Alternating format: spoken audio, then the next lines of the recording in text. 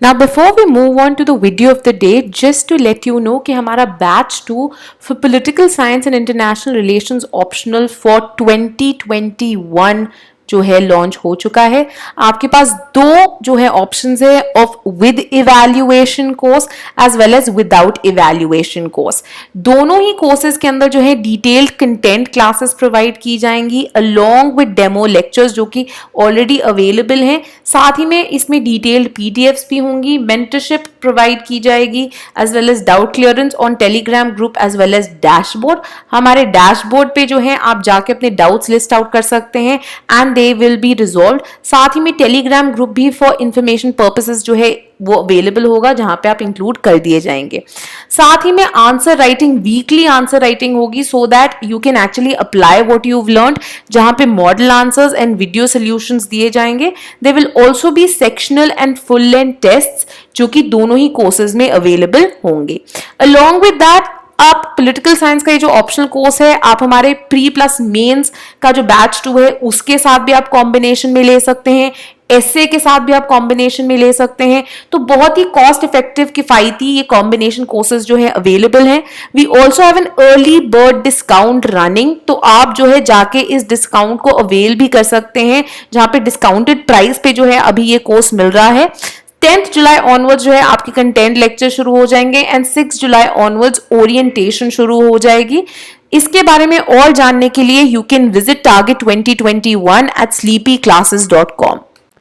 Now मिल की जो views थी on representative government, they were greatly impacted by the kind of views he held on both utilitarianism, which he had reformed from what Bentham had explained it to be, and secondly his views on liberty and the importance he gave to the role of freedom of expression. At the same time, he was also very aware of the limitations of a democracy, जहां पे he also had similar suspicions with regard to tyranny of the majority। तो टॉकिविल ने जो बात की थी that sometimes majority जो कि average लोगों की opinion होती है who probably don't know better will end up suppressing the video, the views and the views and the opinions of the minority of the wise men। ठीक है, तो इस minority की freedom of expression and liberty को conserve करना बहुत ज्यादा जरूरी था मिल के लिए, because Mill also understood that the greatest happiness of greatest number can only be ensured if you also provide a qualitative analysis of pleasure, जहां पे प्लेजर जो है सिर्फ क्वांटिटेटिव टर्म्स में नहीं समझा जाता बल्कि क्वालिटेटिव टर्म्स में भी समझा जाता है। Right, so these are the various ideas that we have already talked of in previous lectures. Now we see how इन सारे आइडियाज ने the threats that he saw within democracy and how it may lead to becoming of a mobocracy. The difference, the reformation of utilitarianism that he did, जहां पे वो quantitative idea से एक qualitative understanding of pleasure, happiness and social welfare की तरफ जाते हैं। And lastly, जो ये इतनी ज़्यादा importance वो देते हैं to liberty, to cultivation of individuality, to importance of freedom of choice and expression to people, right? इन सब की basis पे जो है मिल के जो views हैं on representative government वो impact होते हैं। ठीक है, मोर और लेस मिल का ये मानना है कि given the various kinds of political systems that exist, liberal democracies, despite the various threats जो कि आती हैं in the form of tyranny of majority, in the form of कि जो minority है उनके views suppress हो जाएं कभी कभी, in the threat कि शायद वो मोबोक्रेसी बन जाए, despite all these threats also उनको लगता है कि liberal democratic regimes जो हैं, जो liberal state हैं, वो सबसे बेस्ट ऑप्शन अवेलेबल है। ठीक है, सो उनका ये मानना है कि लिबरल स्टेट्स जो हैं compared to other kinds of political systems, ये इनके अंदर सबसे ज्यादा कैपेबिलिटी है कि वो रिक्विजिट कंडीशंस बना सकते हैं जिनके थ्रू लोगों के पास एक एडिक्वेट फ्रीडम का अरीना हो, जहां पे वो अपनी लिबर्टी, अपनी फ्रीडम जो है प्रैक्टिस कर सके, and at the same time उनकी जो इंडिविजुअलिटी है, उनकी जो टैलेंट्स है, उनकी जो पोटेंशियल है, वो भी डेवलप हो सकती है and they can become better persons. ठीक है, लिबरल डेमोक्रेसीज जो है वो कहता है लोगों को और बेहतर बनाती है, उनको रिस्पॉन्सिबल बनाती है, उनको अवेयर बनाती है, उनमें इंटेलेक्चुअल एंड मॉरल ट्रेनिंग लाती है। क्यों? बिकॉज इतनी बड़ी रिस्पॉन्सिबिलिटी आप लोगों पे डाल रहे हैं, you putting on such a great task on the people that they get to choose. लोगों के ऊपर people have the right to choose who their leaders will be, right? They will be given certain fundamental rights through which they can express their opinions. वो अपने expressions, अपनी opinions, अपनी choices, अपने dissent, अपने protest, इन सबको जो है आगे रख सकते हैं, and साथ ही में they will be responsible for their own lives. Why? Because the government's authority will be limited. Why? Because representative democratic governments जो होती हैं, जैसे कि for example the kind of representative government that we have in India, parliament क्या है? Parliament is an expression of popular sovereignty wherein the representatives in the parliament are sitting because they have been chosen by the people, and that is why हमारे जो members of parliament है, they are in fact representing the interests of the people. So in that way, people through voting, people by choosing their representatives are also responsible for their lives, because these are the people who are going out there and making laws in the parliament. At the same time, क्योंकि ये एक limited government है, तो क्या हो रहा है that in social sphere, in economic sphere, in a lot of political sphere as well, लोगों को ये rights दे रहे हैं, लोगों को ये freedom दे रहे हैं to do as they please as long as ये गवर्नमेंट या स्टेट के अगेंस्ट जो है कुछ नहीं करते हैं। ठीक है, कि ये जो है स्टेट को नहीं कुछ करते हैं, लोगों को हार्म नहीं करते हैं, फिजिकल हार्म किसी और को नहीं पहुंचाते हैं, right? So in that sphere लोगों को पूरी फ्रीडम तब तक दी गई है। अब मिल क्या करते हैं, जैसे कि हमने देखा है for a lot of contractualist the starting point was what? political equality, that human equality होती है, and that is why everyone has an equal consent. यही idea जो है universal adult franchise में भी ingrained है, that everyone is politically equal. Every man has one vote. ठीक है, each man has one vote. Each man, when I say man here, I mean a woman as well. So every person has one vote. Right now, what does Mill do is, Mill realized that there can be certain people, जैसे कि उनकी statement से पता लगता है that it's better to be a Socrates dissatisfied than a fool satisfied. मिल की जो है ये ओपिनियन है that even though at a basic level humans equal होते हैं, but there are always certain people who due to moral and intellectual training have cultivated their individuality to be better, and that is why they are wise enough, and उनकी opinions जो है ज़्यादा matter करती हैं because they are maybe better educated, या फिर maybe उनके अंदर जो है better skills हैं, right? So because of these reasons there can be certain people who understand things better, जो कि ज़्यादा wise हैं। अब मिल को प्रॉब्लम क्या आती है कि ये पॉलिटिकल इक्वालिटी की जो बात होती है डेमोक्रेसी में, जहां पे हर इंसान के पास इक्वल अधिकार है, राइट, उसको किस तरह से रिकंसाइल करें इंडिविजुअल फ्रीडम से, क्योंकि मिल का ये मानना है कि जो vast majority of average people है, उनकी मेजॉरिटी ऑफ ओपिनियन जो है ऑफन वाइज लोगों की माइनॉरिटी ओपिनियन को सप्रेस कर देती है, thereby suppressing the individual freedom of these wise minority people. ठीक है, तो अब ये जो है उनके कंसर्न्स हैं। सो इस ये जो प्रॉब्लम है, ये जो इशू है, उसको रिजॉल्व करना है मिल ने by putting fourth an idea of representative government, and किस तरह से ये अपने काम करें। सो फॉर दिस रीजन मिल जो है ले डाउन कर देते हैं कुछ conditions on how representative government and representative democracy जो है वो बननी चाहिए, एंड किस तरह से वो काम करनी चाहिए। And all these considerations, all these ideas are present in his work, which is considerations on representative government. अब क्या क्या चीजें हैं जो वो लिस्ट आउट करते हैं। पहली जो चीज वो बोलते हैं इज कि रिप्रेजेंटेटिव डेमोक्रेसी, रिप्रेजेंटेटिव गवर्नमेंट जो है, ये फंक्शन सिर्फ तब कर सकती है जब उस एरिया के जो सिटीजन्स हैं ये एक्टिव सिटीजन्स हो। एक्टिव सिटीजन्स का क्या मतलब है, यहां पे अगेन इनवोक एरिस्टोटल। एरिस्टोटल जो कि जिनका मानना था कि public and active participation rest at the heart of any polity, जहां पे लोग जो है are participating both in the act of governance as well as in the act of being governed. तो लोग अवेयर हैं, लोगों को पता है गवर्नमेंट क्या कर रही है, लोग कॉन्स्टेंटली उसमें पार्टिसिपेट कर रहे हैं, लोग अपनी ओपिनियंस दे रहे हैं, राइट। तो ये बहुत इंपॉर्टेंट है। साथ ही में ये लोग ऐसे होने चाहिए जो कि एजुकेटेड हो, लिटरेट हो। तो Mill was someone who believe that education जिस तरह की आपको एक intellectual and moral training impart कर सकता है, there is hardly anything that can do that, right. तो उनका मानना था through education you can cultivate your individuality better, you can develop your rationality better, and that is why you can take better decisions also. साथ ही में these people because they are active, they are educated, they will also have a strong sense of civic duty. They understand कि voting करना, government के अंदर जो है participate करना एक सिर्फ राइट नहीं है मेरा, बल्कि एक ट्रस्ट है, एक पब्लिक ड्यूटी है, जिसका एंड एम क्या है, common good, common welfare, preservation of this democratic political system.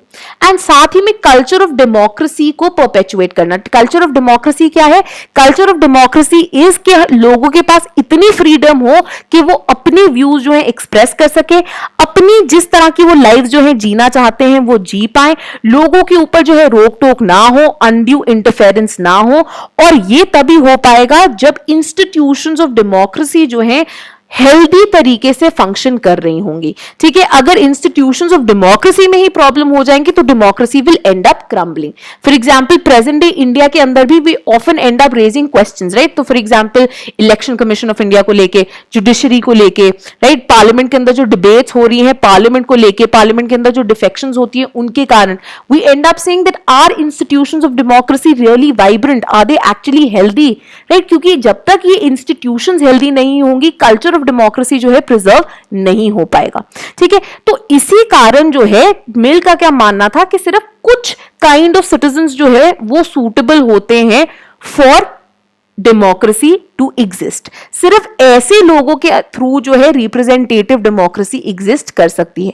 अगर लोग पैसिव होंगे, अगर लोग इलिटरेट होंगे, अगर लोग समझेंगे नहीं the kind of responsibility that comes with democracy, तो डेमोक्रेसी जो है बहुत शॉर्ट लिव्ड होगी एंड ये सून ही जो है कोई डेमोगॉग इसको ओवरथ्रो करके उसके अंदर डिक्टेटरशिप बना लेगा। तो इसीलिए मिल का मानना था कि ये जो बैकवर्ड सिविलाइजेशंस हैं या ये जो कॉलोनीज है, याद रखिए मिल जो है was a officer in the East India Company. साथ ही में उनके जो फादर थे James Mill, he also used to work with the EIC and James Mill ने जो है वेरियस किताबें भी लिखी थी ऑन इंडिया। सो मिल की भी व्यू जो है कंटिन्यूएशन ही थी जो उनके फादर मानते थे कि जो कॉलोनीज एंड बैकवर्ड सिविलाइजेशंस हैं इनके लोग ही खराब है, ठीक है। लोग पैसिव हैं, लोग एजुकेटेड नहीं है, लोगों में अवेयरनेस नहीं है, अभी भी पुराने जो उनके कस्टम्स ट्रेडिशंस है उसी से चले जा रहे हैं। So that is why these people are not fit for democracy, these people do not deserve democracy, ठीक है। कि उनके अंदर कोई कैपेसिटी नहीं है एक रिप्रेजेंटेटिव डेमोक्रेटिक गवर्नमेंट जो है उसको बनाने की या फिर उसको निभाने की। जेएस मिल का यह मानना था कि ईस्टर्न सोसाइटीज जो हैं इंक्लूडिंग इंडिया, राइट, जो कि ईस्ट इंडिया कंपनी के अंडर थी, उनके अंदर ऐसे ही सिटीजन्स हैं और ये सिटीजन्स जो है कभी एक्टिव बन ही नहीं पाए बिकॉज सेंचुरी से डिस्पोटिक रूल चल रहा है। डिस्पोटिक रूल क्या था कि अथॉरिटेरियन रूल्स जो है चल रहे हैं, ये डेस्पोट्स है, रूलर्स हैं जो कि अपना काम कराते रह रहे हैं, ठीक है। तो सेंचुरी से वेरियस जो एम्पायर्स है बनते जा रहे हैं which then culminated into the Islamic empires which came about, the Mughals who were the last ruling despotic rulers in India. ये मानना था जेएस मिल का, ठीक है। तो क्योंकि उनको कभी भी एक मौका ही नहीं मिला एक रिपब्लिकन फॉर्म ऑफ गवर्नमेंट का हिस्सा होने का, कभी उन्होंने स्ट्रगल ही नहीं किया, कभी उन्होंने डिमांड ही नहीं किया कि हम डेस्पोट को हटा के एक डेमोक्रेटिक गवर्नमेंट को सेटअप करें, तो इसीलिए ये जो सिटीजन है बहुत ही पैसिव है, इनको कोई इंटरेस्ट नहीं है पब्लिक अफेयर्स में, इनको कोई इंटरेस्ट नहीं है इन दी एक्ट ऑफ गवर्नेंस में, ये बस अपने ही काम के अंदर रह के खुश हैं और इसलिए ये डेमोक्रेसी के लिए फिट नहीं है, ठीक है। तो मिल का क्या मानना था कि किसी तरह का इनिशियली जो है ऐसे लोगों को ऐसे सोसाइटीज के अंदर किसी तरह का एक बेनोवलेंट डिस्पोटिज्म चाहिए या फिर एक rule by superior civilized people चाहिए। तो एक तरह से आपने हिस्ट्री में जो पढ़ा होगा ना, व्हाइट मैन्स बर्डन फिलोसफी जो ये आगे रखते थे, जहां पे बोलते थे कि ये वेस्टर्न जो आए हैं, जो ब्रिटिश आए हैं, ये अपने फायदे के लिए थोड़ा आए हैं, ये तो सिविलाइजिंग मिशन के लिए आए हैं। They have come here to make the lot of these colonies and colonized people better because they don't even understand what civilization is, right? So he said ऐसे superior race of people जो है उनके under rule better है, ताकि ये इन लोगों को train कर सके for civilization. Importantly Mill also understood, taking the case of India, कि इंडिया में for example there lots of customs, there lots of religions, there lots of traditions. So Mill said कि if you have to rule a country effectively, you need to understand उनके customs, you need to understand where the people are coming from, and because of this he said that it is important that Britain जो है rule करते हैं India को through a delegated body. ये delegated body जो है India को समझेगी और इफेक्टिवली जो है इनको गवर्न कर पाएगी। हाउएवर साथ ही में उन्होंने बोला था कि आप ज्यादा इनके रिलीजन वगैरह में इंटरफेयर मत करनी, लेट दैट बी, राइट। तो एक तरह से मिल जो है उसको लगता था कि सिर्फ ऐसे सिटीजन्स जो कि एक तरह से प्रोग्रेस कर चुके हैं, एक्टिव है और डिजर्व करते हैं डेमोक्रेसी, सिर्फ उनको डेमोक्रेसी मिलनी चाहिए। So if you read Machiavelli, you will actually realize कि मैकियावेली का एक जो जर्नी था from the Prince to Discourses of Livy, जहां पे वो बोलते हैं कि पहले प्रिंस का रूल जरूरी है to make people into deserving citizens, जहां पे रिपब्लिकन गवर्नमेंट आ सके, जिसको डिस्कस करते हैं डिस्कोर्सेस ऑफ लेवी में, राइट। उसी तरह की जर्नी की जो बात है मिल भी कर रहे हैं कि ईस्टर्न बैकवर्ड कॉलोनीज के अंदर जो है आप क्या करें, पहले एक बेनोवलेंट डिस्पोटिज्म लाए व्हाइट मैन्स बर्डन के थ्रू। ये जो व्हाइट मैन है पहले इनको ट्रेन करें, इनको सिविलाइज करें, एंड फिर उसके बाद शायद ये डेमोक्रेसी के लायक जो है हो सकते हैं। ये आइडिया जो है मिल ने आगे रखा in his understanding of representative, right? So even though on one hand he is this staunch believer in representative democracy and he says liberal democracies are the best and most suitable for liberty and freedom, he is also someone who says that India and other colonies are not deserving of such kind of representative democracy क्योंकि उनके लोग ही prepared नहीं है, right?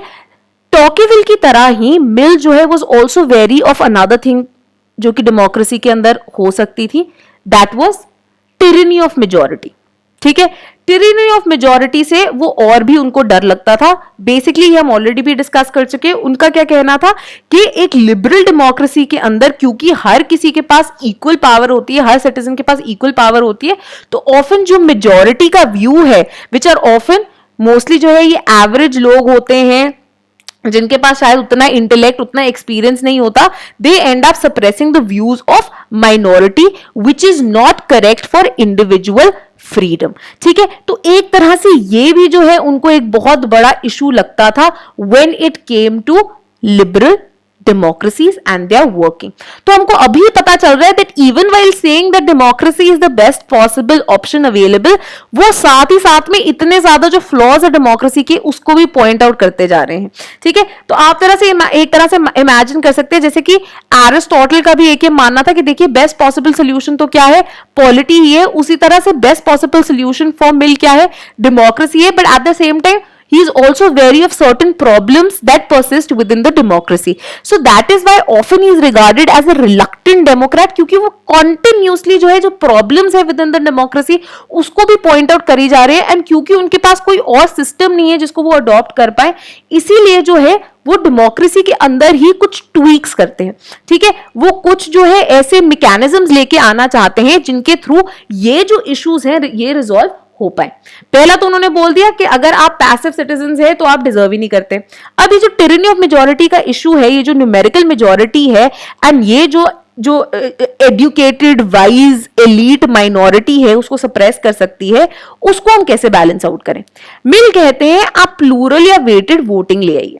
Plural या weighted voting basically क्या है कि अभी यूनिवर्सल अडल्ट फ्रैंचाइज है, यूनिवर्सल अडल्ट फ्रैंचाइज क्या करता है, हर इंसान को it gives one vote, so everyone's vote counts equally.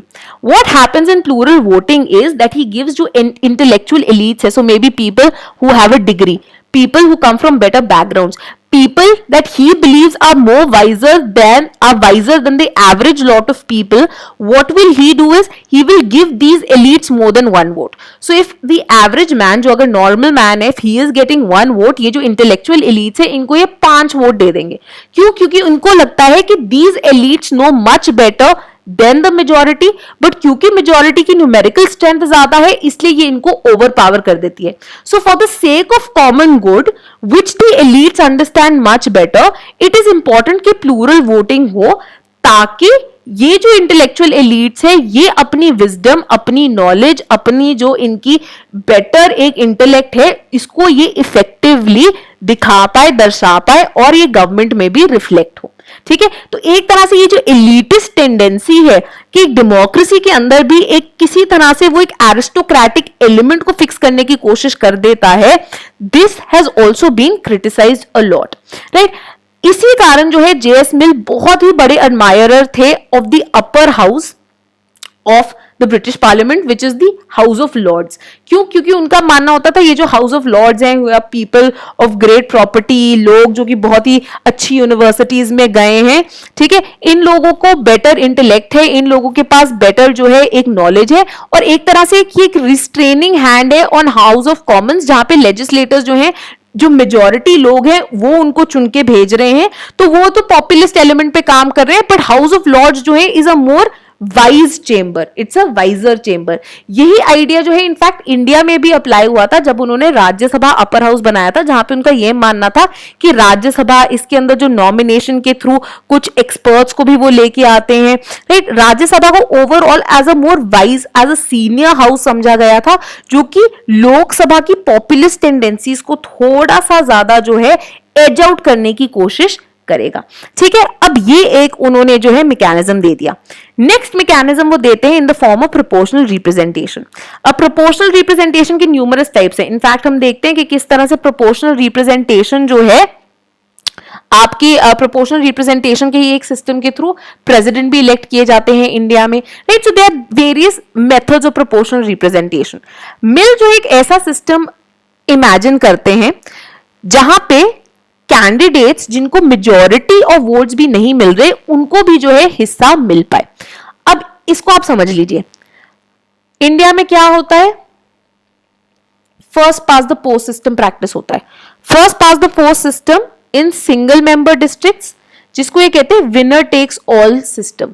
इसका मतलब क्या है, यूनिवर्सल अडल्ट फ्रैंचाइज है, first pass the post system है, लोग गए, उन्होंने वोट डाले, जिसके पास सबसे ज्यादा वोट आए वो सीट जीत गया, राइट. तो बेसिकली क्या हुआ, अगर 100 वोट थे, ठीक है, 100 वोटों में से सपोज करो ए कैंडिडेट को मिले 41 वोट्स, ठीक है, बी कैंडिडेट को मिले 45 वोट्स.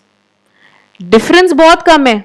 मेजॉरिटी जो है किसी के पास भी नहीं है. मेजॉरिटी 100 के लिए मेजॉरिटी कितनी होगी, 51, ठीक है, बट ये जो है जीत गया, राइट. इवन दो 45% वोट्स इसको मिले एंड 41% वोट्स जो है इसको मिले. सो इट्स नॉट लाइक इसके पास एनी परसेंटेज ऑफ वोट्स जो है बहुत कम है, but basically the winner takes it all, the winner wins the seat, and regardless of जितना भी छोटा परसेंटेज हो, जितना भी छोटा डिफरेंस हो, जो लूजिंग कैंडिडेट है उसको कुछ भी नहीं मिलता.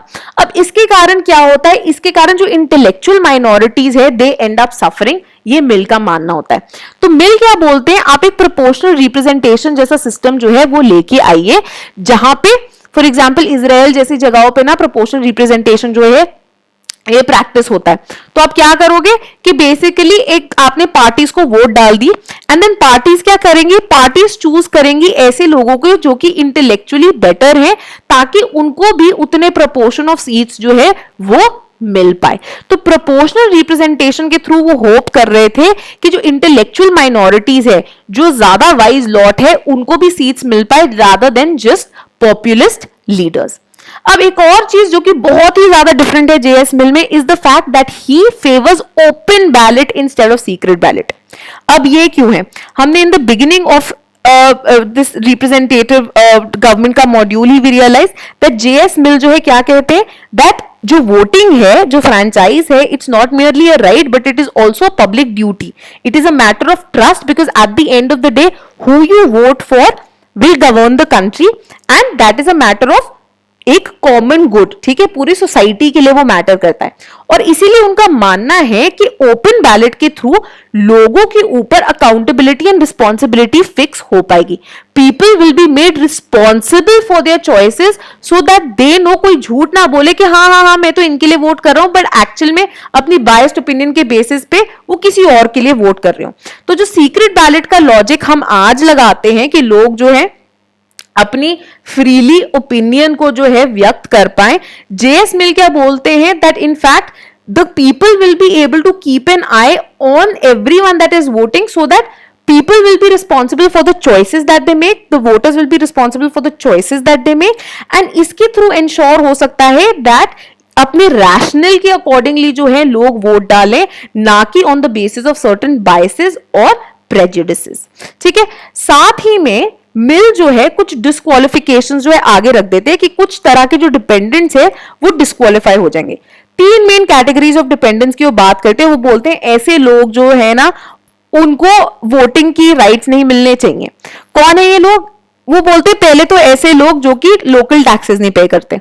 अगर आप टैक्स नहीं पे करते मतलब आपका कोई इंसेंटिव ही नहीं है to actually vote for a good government, right? क्योंकि टैक्सेस के थ्रू ही गवर्नमेंट चल रही है, गवर्नमेंट ने इन्हीं टैक्सेस को जो है यूटिलाइज करना है आगे आपके वेलफेयर के लिए। So if you are contributing anything that means you won't even have a right to elect a government. ठीक है, तो इनको फ्रेंचाइज नहीं मिलना चाहिए। फिर उन्होंने बोला ऐसे लोग जो कि डिपेंडेंट है पब्लिक वेलफेयर पे उनको एक्सक्लूड कर देना चाहिए for at least 5 years since they stop receiving their public welfare. क्यों? अगेन ये लॉजिक है कि फॉर एग्जाम्पल अगर एक गवर्नमेंट है, एक गवर्नमेंट ने एक बहुत अच्छी स्कीम निकाली जिसने आपको बहुत सारे पब्लिक वेलफेयर के मेजर्स उसमें थे, आपको जो है फ्री में लैपटॉप बांटे, आपको आपके अकाउंट में पैसे डाल दिए, so on so fourth. But उनकी अगर आप पॉलिसीज को वैसे देखते हैं वो गवर्नमेंट जो है बहुत ही ऑटोक्रेटिक है। वो गवर्नमेंट जो है आपके जो बाकी राइट्स है और फ्रीडम ऑफ एक्सप्रेशन एक्सेट्रा शायद वो कर्टेल कर रही है, या वो जो गवर्नमेंट है थोड़ी फनेटिक है, फंडामेंटलिस्ट है। बट क्या होगा, लोग जो है अपने सेल्फिश इंटरेस्ट के लिए, अपने पेटी इंटरेस्ट के लिए, क्योंकि उनको ये इतने फ्रीबीज मिले हैं, they might end up voting for that government again. Why? Because उन्हें तो अपना फायदा ही चाहिए। ठीक है, तो इसलिए वो इन लोगों को भी जो है बाहर निकाल देता है फ्रॉम फ्रैंचाइज। साथ ही में वो बोलते हैं कि जो लीगल बैंकरप्ट्स या मॉरल डेविएंट्स है, मॉरल डेविएंट्स जैसे जो पब्लिक ड्रंकर्ड्स हो गए, रेपिस्ट हो गए, इस तरह के जो लोग हैं उनको भी वोटिंग का राइट जो है नहीं मिलना चाहिए।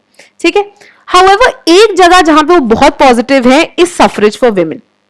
सफरेज फॉर विमेन अब क्यों? बिकॉज मिल का मानना है कि देखिए एक अच्छा इंडिविजुअल तो कोई भी हो सकता है, वाइज इंडिविजुअल कोई भी हो सकता है, इंक्लूडिंग विमेन। तो उनका मानना है कि इक्वालिटी ऑफ सेक्सेस एग्जिस्ट करती है, कोई डिफरेंस नहीं होता है मेन एंड विमेन के बीच में। The only differences that exist are because of the fact क्योंकि women do not get adequate opportunities to educate themselves, to be employed, to participate in the public space. Why? Because they are इतना ज़्यादा pushed and relegated to the private sphere.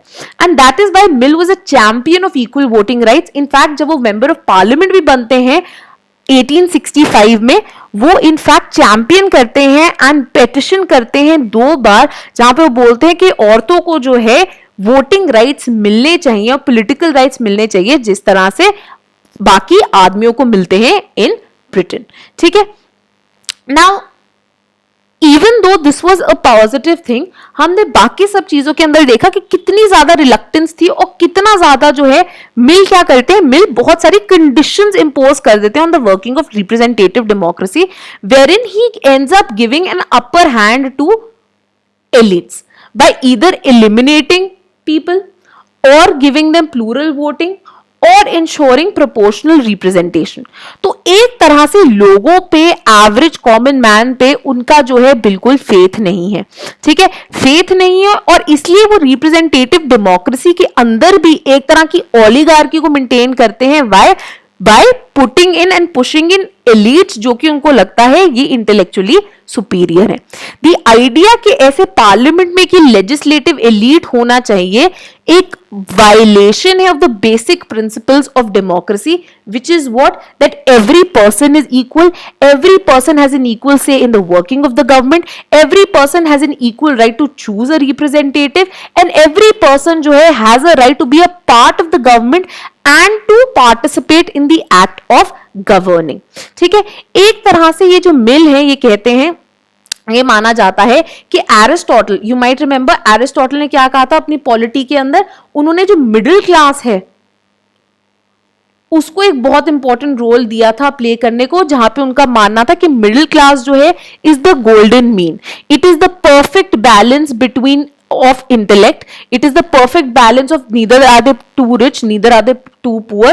Morals and ethics के basis पे भी उनको लगता था middle class जो है बेस्ट सूटेड है, राइट। तो एरिस्टोटल का जो पॉलिटी फ्रेमवर्क है और सिसरो का जो कॉम्पोजिट स्टेट का फ्रेमवर्क है, ये दोनों ही एक तरह से क्या करते थे, एक चेक्स और बैलेंसेस को मेंटेन रखते थे ताकि जो मासेस है उन्हें दूर रखा जा सके एंड जो बेटर या इंटेलेक्चुअली बेहतर लोग हैं उनको बेटर राइट्स जो है दिए जा सके, राइट। सो यही सेम एलिमेंट्स जो है आपको जेएस मिल में भी देखने को मिलते हैं। एंड अगर आप प्रेजेंट डे डेमोक्रेसीज की बात करें तो ऐसी चीजें जो है बहुत ही ज्यादा डिफरेंट है। आज के जमाने में तो हम यूनिवर्सल अडल्ट फ्रेंचाइज की बात करते हैं, आज के जमाने में हम बात करते हैं that every person is morally equal, politically equal, socially equal, economically equal, right. सो आप इमेजिन कर सकते हैं ये जो एलिटिज्म है और ज्यादा इनइक्वालिटीज कितनी ज्यादा परपेचुएट कर सकता था within the democracy, right. Now so because of this reason, right, Mill को जो है काफी ज्यादा क्रिटिसाइज भी किया जा सकता है, ठीक है, कि किस तरह से ओपन बैलेट वो कराना चाहते हैं to keep a check on the average citizen. Similarly वो कहते हैं बैकवर्ड सिविलाइजेशन एंड कॉलोनीज को तो जो है डेमोक्रेसी सूट ही नहीं करती, उनको जो है व्हाइट मैन ही उनको रूल करना चाहिए, उनको कॉलोनाइज ही करना चाहिए ताकि उनको सिविलाइजेशन का इनफैक्ट मतलब समझाया जा सके। So in fact he is a very reluctant Democrat because he is very reluctant of giving power in the hands of people because he does not trust the masses. आप इनफैक्ट इनको differentiate कर सकते हैं from Nehru, who was a very passionate Democrat, who was a stalwart of democracy, who was someone who stood for the rights of the people, who said कि universal adult franchise जरूरी है country में, जहाँ पे regardless of whether someone is educated or not, regardless of where that person comes from, regardless of whether that person is poor or rich, regardless of whatever caste or religion or gender that person comes from, उनके पास voting का अधिकार होगा, क्योंकि एक deprived individual को भी उतना ही अधिकार है एक गवर्नमेंट में हिस्सेदार होने का जितना एक एजुकेटेड रिच elite को है, right? So this was something that Mill was strongly against. However, while we criticize Mill, we also have to understand कि intentions जो थे Mill की, those were correct. Basically, he wanted to safeguard democracy and he wanted to ensure that democracy does not change into a mobocracy wherein there is tyranny of majority, wherein individual freedoms जो हैं they go for a toss, wherein anyone with populist tendencies can rise to power and do as he pleases. तो एक तरह से वो democracy को ingrain करना चाहते थे सोसाइटी में, wherein people actually genuinely understand what democracy is. They give respect to the freedom of one and all. They also understand कि social welfare किस चीज के थ्रू जो है बेहतर हो पाएगा, कॉमन गुड किस चीज के थ्रू बेहतर हो पाएगा। एंड इसी के लिए जो है उन्होंने वेरियस और मेजर्स भी सजेस्ट किए थे। फॉर एग्जांपल उन्होंने बोला रजिस्ट्रेशन टेस्ट कराइए, आप रजिस्ट्रेशन टेस्ट कराइए जिनके थ्रू आप लेजिस्लेटर्स की कॉम्पिटेंस एक्सेट्रा जो है उसको भी चेक कर सकते हैं। स्टेट जो है यूनिवर्सल एजुकेशन दे मासेस को, ताकि मासेस के अंदर इनफ एजुकेशन हो, अवेयरनेस हो, जिसके थ्रू वो एक्टिवली पार्टिसिपेट कर पाए in the public sphere, right. So while he worried about absolute equality जो कि यूनिवर्सल अडल्ट फ्रैंचाइज जो है दे सकता है, मिल ऑल्सो रियलाइज कि राइट टू वोट कितना इंपॉर्टेंट है। Why? Because at the end of the day, जैसे कि हम आगे चल के पॉलिटिकल थ्योरी के कॉन्सेप्ट में भी समझेंगे, एक eight the end of the day state क्या है? एक स्टेट इमेजिन्ड कम्युनिटी है, और आप कम्युनिटी तभी बन पाएंगे when you have a feeling of belonging. And Mill का ये मानना था कि ये जो फीलिंग ऑफ बिलोंगिंग है, of belonging to a community, of belonging to a country, of belonging to a state, ये तभी आ पाती है अगर एक सिटीजन के पास जो है राइट टू वोट है. Why? Because then you feel invested in a country, right? You feel invested in the government that is running the country. You feel invested in the future of the country and the society. And that is why regardless of whatever conditions he imposes, he says ये vote का अधिकार तो जरूर ही मिलना चाहिए, चाहे मैं ये बोलूं कि एवरेज इंसान को 1 वोट मिले और जो एजुकेटेड इंसान है उसको 5 मिले. ठीक है.